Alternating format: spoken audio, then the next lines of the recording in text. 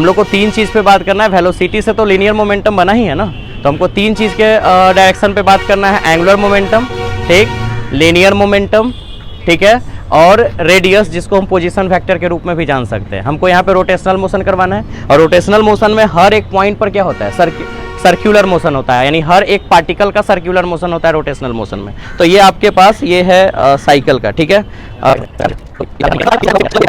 देखो अगर हम इस बॉडी को, जैसा साइकिल है, फिलहाल इस पे टायर नहीं है, टायर अगर होता इस पे और अगर हम इसको रखते तो ये गिर जाता, ठीक है, लेकिन गिर जाएगा। लेकिन अगर हम इसको, इसमें टायर भी लगा हो और अगर हम इसको मोशन में दे देंगे, ठीक है, तो ये नहीं गिरेगा। इसका मतलब ये है कि अगर हम इस बॉडी को मोशन करवा रहे हैं, मान लो आगे की तरफ मोशन करवा रहे हैं, सिंपल सा बात है, आगे की तरफ मोशन करवा रहे हैं, तो आगे की तरफ अगर हम मोशन करवाएंगे, ठीक है, तो आप बताओ कि आगे जा रहा है ना, ठीक है, तो कोई भी एक पार्टिकल्स की हम बात कर लेते हैं, जैसे कि ये यहाँ के पार्टिकल का बात करते हैं, तो ये रेडियस और ये आगे माहे जा रहा है, तो लीनियर मोमेंटम की डायरेक्शन ये रेडियस, ये लीनियर मोमेंटम। तो एंगुलर मोमेंटम की डायरेक्शन इधर होनी चाहिए, क्योंकि एक ये ऊपर नीचे एक एक्सिस हो गया रेडियस का, ठीक है, डायरेक्शन का।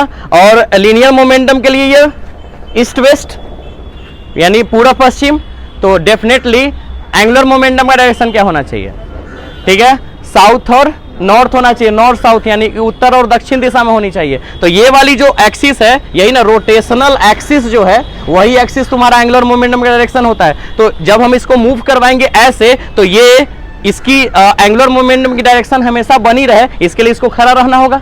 लेकिन जैसे ही इसकी वेलोसिटी गिरेगी तो एंगुलर मोमेंटम भी जीरो हो जाएगा, और जब एंगुलर मोमेंटम जीरो हुआ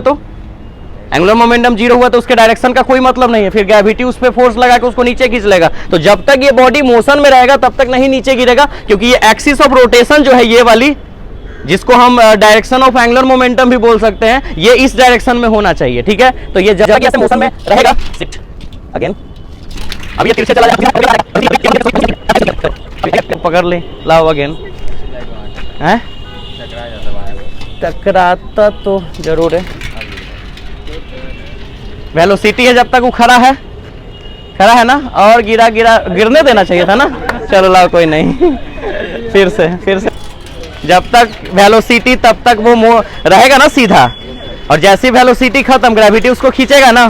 तो अभी समझ गए कि जब तक ये मोशन में, इसकी एंगुलर मोमेंटम का एक्सिस होता है, तो रोटेशनल मोशन का एक्सिस तो यही हुआ ना, ठीक है। और अगर ये मोशन ऐसे करे, ऐसे, तो फिर ये ऐसे ही रहेगा, है ना। तो अगर सिंपल सा बात है, अगर ये ऐसे मूव कर रहा है तो एंगुलर मोमेंटम इस डायरेक्शन में रहेगा, ठीक, और अगर ऐसे मूव कर रहा है तो एंगुलर मोमेंटम ऐसे रहेगा, तो उस समय एक्सिस ये ऐसे रहेगी, समझ के बात। और हम अगर इसको मूव करके ऐसे मूव करें, ठीक है, ये घूम रहा है, ठीक है ना, काफी देर तक घूमते रहेगा, अच्छा खासा देर तक घूमते रहेगा, काफी देर तक। चलो अब इसको रोक देते काफी टाइम, लेकिन हम इसी को वेलोसिटी मूव करवा के और हम इसे ऐसे ऐसे कर दें तो ये तुरंत रुक जाएगा। अब इसके पीछे रीजन क्या है, हाँ, स्पीड में चेंजिंग आ रहा है, वेलोसिटी में चेंजिंग आ रहा है। तो वेलोसिटी मैग्नीट्यूड और डायरेक्शन दोनों पे डिपेंड करता है। तो जब डायरेक्शन तुम लगातार बदल रहे हो तो कहीं ना कहीं इसके वेलोसिटी पे फर्क पड़ेगा, और वेलोसिटी धीरे धीरे घटते जाएगा, और वेलोसिटी से तो लीनियर मोमेंटम बना है ना, और लीनियर मोमेंटम से बना है एंगुलर मोमेंटम, तो एंगुलर मोमेंटम भी खत्म हो जाएगा, तो बॉडी गिर जाएगा। क्लियर है बात ना। अच्छा, एक और चीज देखना, जब हम इस बॉडी को मूव करेंगे तो एक बार क्लॉकवाइज डायरेक्शन होगा, एक बार एंटी क्लॉकवाइज होगा, ठीक है। जैसे ये मूव करवाए, अभी देखो ये क्या हो रहा है, क्लॉकवाइज हो रहा है, और ये फिर एंटी क्लॉकवाइज हो रहा है। तो क्लॉकवाइज और एंटी क्लॉकवाइज के कारण से इसके एक्सिस की डायरेक्शन भी तो बदल रही है ना, पॉजिटिव और निगेटिव हो जा रही है, तो डायरेक्शन लगातार बदल रहा है, इसलिए वेलोसिटी पे फर्क पड़ जा रहा है, बार बार कैंसिल, समझ रहे हो ना, वेलोसिटी कैंसिल हो जा रहा है, डायरेक्शन एक बार उतना ही वेलोसिटी ऊपर की ओर और उतना ही वेलोसिटी फिर नीचे की ओर, तो पूरे सिस्टम की वेलोसिटी जीरो हो जा रही है, और धीरे धीरे फाइनली घटते घटते एकदम जीरो हो जा रहा है। ये एक्चुअल में रिजल्ट है, ठीक है ना, समझ गए सारा कॉन्सेप्ट। चलो।